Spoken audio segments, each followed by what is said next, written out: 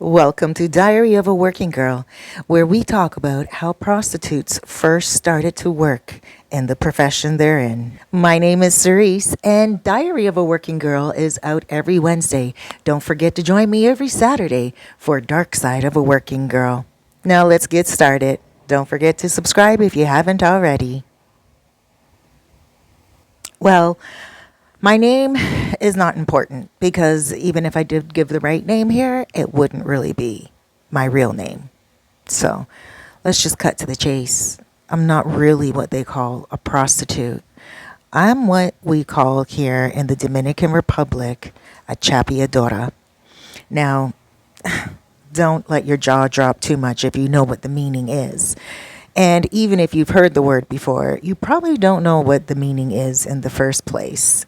Because a lot of people that come here, especially the men that get chappied, so to speak, they tend to feel all offended.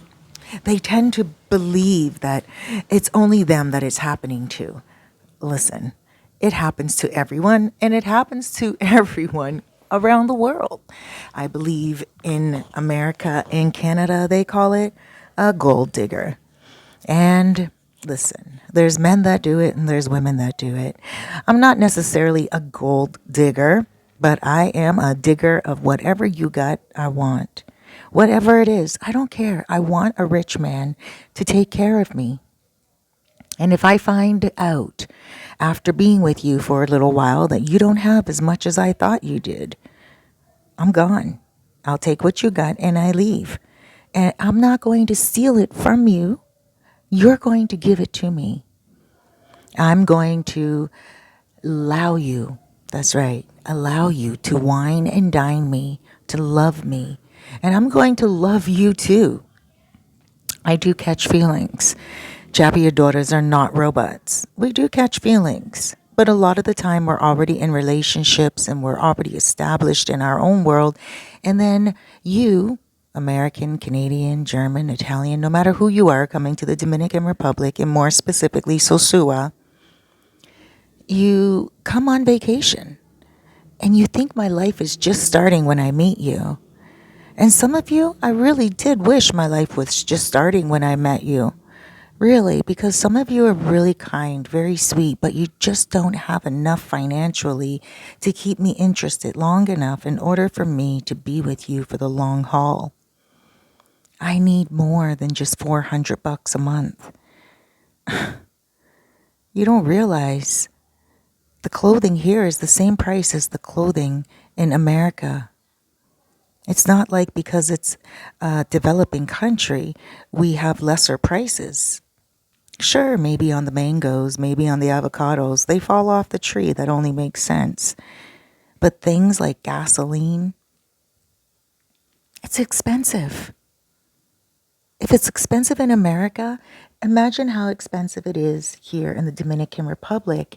And even when we don't have the economical status that most of you have, you can't blame me for wanting to take from you. You can't blame me for wanting to get what I need to survive. And if you're giving it to me freely because you know I'm beautiful and because you want a piece of me, you got to give me a piece of what you have as well. Fair is fair. Last thing I looked at when it came to karma was what you give is what you get. And what you get is what you give. And I give a lot to the men that come here. And I'm very kind to them. I'm not just trying to dig in their pockets, their bank accounts, and get their keys to their car. I'm not. I can do it. Trust me, I'm very good at it too. But I am trying to sometimes establish some type of a relationship. I am attracted to a lot of the guys. Not all of them are old. Not all of them are overweight. Not all of them are foolish. There are some very handsome men, some very classy men. Some of the men are so classy, they don't even want to have anything to do with me. I drive a car. I have a condo. I also have a nice little place in the countryside. it's a piece of land, and I'm slowly building it up. I wear beautiful jewelry. I smell good all the time. You look at me and you would think I'm a businesswoman. You wouldn't think that I am a prostitute. Not at all. And don't get me wrong, I did start out as a prostitute. I did. But let's get into all of that because this is Diary of a Working Girl, and I did start as a working girl. So I was very young, and my mom, she didn't have a lot of time for me. She had me when she was very young. So she would always be running around, and she would come to Sosua very often, and we lived in Rio San Juan. It's just a town about 30, 40 minutes away. And we would just really never see each other. She was constantly in Sosua, and I was always with my grandmother. I was always with family members. And then my mom, she just didn't come back home one day. She passed away. We don't know how she passed away. They said it was due to some type of substance, but they did find her in the streets. And they just told us that she passed, and they brought her back here to Rio San Juan, where I do live right now. And that was it. It happens often. It really does. More often than what we want to admit. You know, it's not the best life for everyone here, but it is building up thanks to a lot of Americans and Canadians and Germans and Italians, and just people from around the world that come here to relocate. And I do want to thank Cerise for offering that service to people because that means that a lot of those people listen to her channel and they get a chance to hear the inside stories of the working girls because there's a lot of negativity that is spoken about, you know, and not all of it's negative. We're family people. We have traditions. We have culture, very deep culture, beautiful culture. And sometimes we have to sleep with a man in order to get money in order to survive. We don't all want to stay out in the countryside and live off mangoes and farmland. So, because I didn't want to stay in Rio San Juan, I started to go to Sosua. I was 16 years old and I just left one day. And it's a common story. I've heard it on Cerise's channel before. Girls take off together. Well, I took off with my older cousin. She wanted someone to come here with. She was 20. And she said to me that she just wants someone to come here with and walk the streets with her. She wanted money. Really wanted a lot. So I came with her, and we would only come on weekends. Now, of course, my grandmother didn't really know. They thought, our whole family, they thought that we were going to work in a hotel. But we would come to Sosua and we would go to the clubs, and I looked a little older than what I was. And I wasn't really a working girl yet, but I would go with my cousin to the club so she would have someone like a partner to hang out with.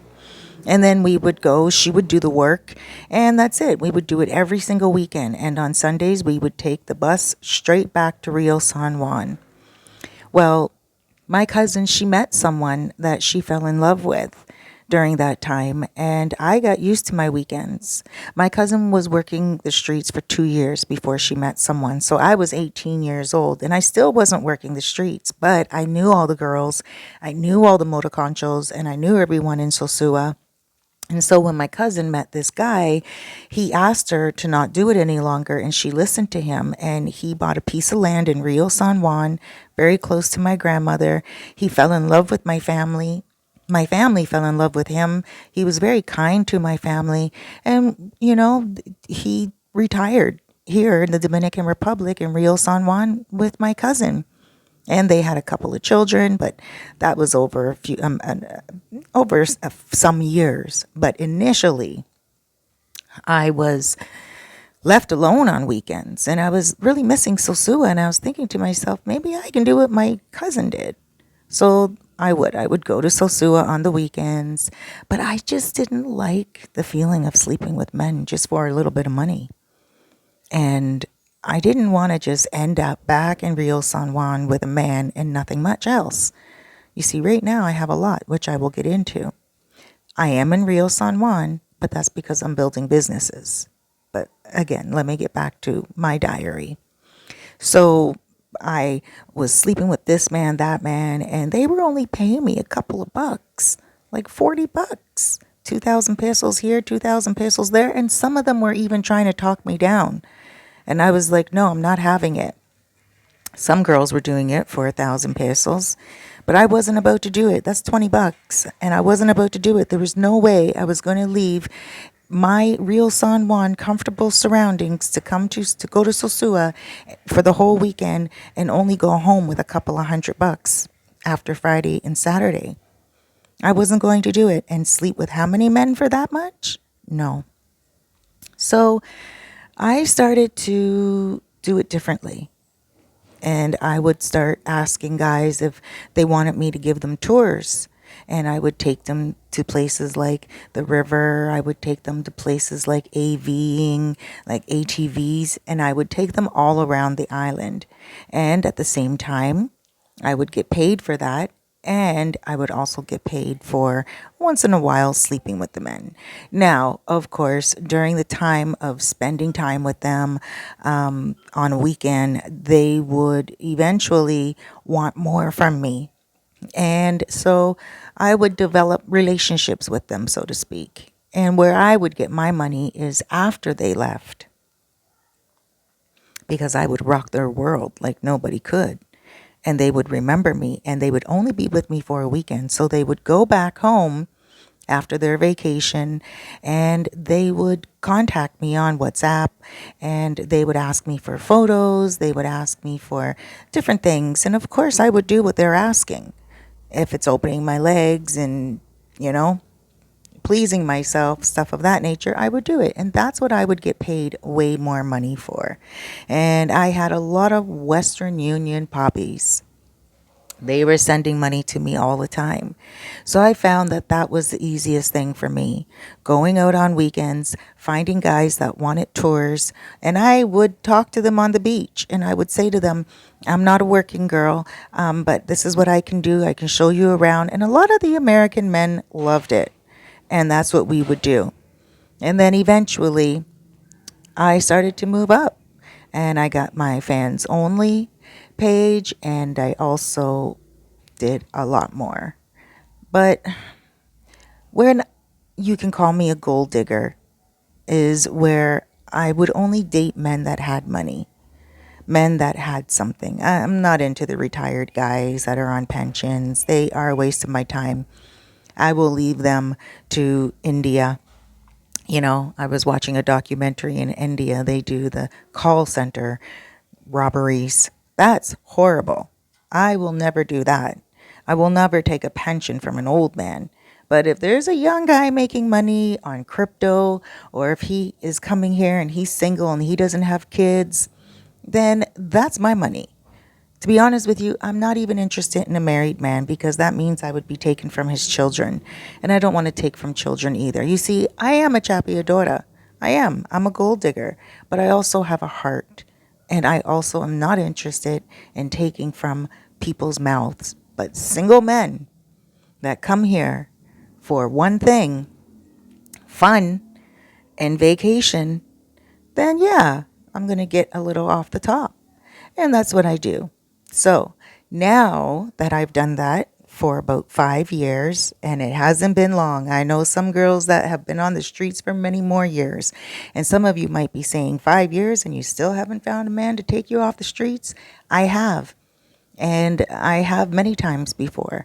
But a lot of the guys, they get tired of sending money, and I get tired of begging for it.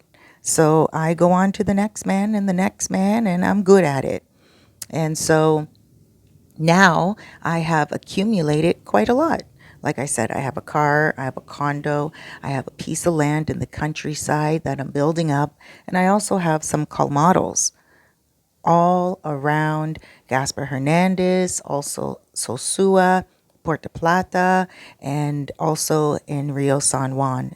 For those of you who don't know, a colmado is like a bodega, a corner store. And I run them. And a lot of people, you know, sometimes I buy the land and I build them and I allow someone to rent it from me. So I'm helping out my own people too. I don't have time to be running all those colmados. And so I'll just buy the land, build up a little shack, so to speak, and they go in there. It's small, and they'll bring in whatever supplies, and they'll either cook food for the daytime, or someone else will go in there and cook at night, and also a store. And that's where I found selling things is good. I also do, like I said, tours, but the tours I do are a little different, and they offer a lot more. They're not like tours where I'm just taking you to the riverside any longer. I do something way more sophisticated, which I don't want to get into here. It's more for Cerise's other channel, she told me, when she does her Patreon. She said there we can get more into explicit things in regards to more detail. Here she wants to be a little bit more green. And I understand that it's her channel, but if it was up to me, I would get right into it right now and tell you exactly what my sophisticated tours are all about. But we will wait for that. Now, I do want to say to you, don't hate on a chapiadora. She's a gold digger, but guess what? Most women are. It could be your own sister. Maybe it was your own mother. Women like men that can provide. We don't want a man that we have to provide for. I don't want a man that's asking me for anything. Get up off your butt and go work. Go do something. I don't want to do it. And I work for the men that give me things too. Right now, I have about 10 guys, 10 Western Union poppies, and they are always sending me money. Some of them send me 500 a month. Some of them send me 200 a month. But most of them send me the average 400. So that's why I have to have quite a few. I have to pay my gas. I have to also help my family. And a lot of people rely on me. Almost my whole entire family. Of course, my cousin, the one that married the American, she helps out the family as well, but she has kids. So she needs to take care of herself. And her American man, he's on a pension, he's retired, and he doesn't really have a lot, but he does help her a lot. And I don't want him to take care of the whole family. I can do that. And I do. I have a lot of people rely on me, and I have a lot of respect from people in my family. And although they don't know that what I do on a very intricate level, they do have an idea that I am a person that gets material from foreigners. They don't squabble about it. They couldn't care less because they know that I am a good person and I pay it forward. I'm like what they consider Robin Hood. Take from the rich and give to the poor. And I'm very proud of it. I just wanted to come on here and tell my story because I see a lot of vloggers here talking about chappies this, chappies that, and they're putting a lot of people down, and it is just not fair because us women, we are survivors. And we are not doing anything wrong or anything more than what your women are doing in your own country. I saw a documentary on sugar babies. What? Those girls are getting millions and millions of dollars from very wealthy men. You guys know that a lot of those wealthy men aren't coming here. They're going to Dubai and they're going to other places like Turks and Caicos. People come to the Dominican Republic to save money. A lot of people that come to the Dominican Republic are cheap, broke, a lot, not all. And that's why I'm excited about Sosua getting built up, because when Sosua gets built up, it's going to bring in a lot more people with a lot more money, and we will be able to have a lot more millions. We won't be a developing country any longer. We will be a first nation. We will be a first world country, and we deserve to be. We're very smart. We're very loving. We're very caring. We're also very traditional. We have strong culture in our roots. We have a lot of history, and we deserve to live the best that a human being can live.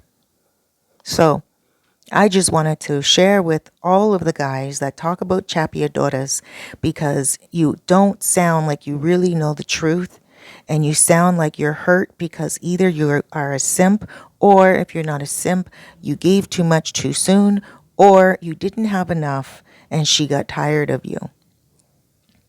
It's really a simple formula. It doesn't mean that I'm trying to be cruel. It doesn't mean that I'm trying to laugh at you. It just means that us women want to be provided for. And if you can't provide for us enough, we will move on to the next man that can.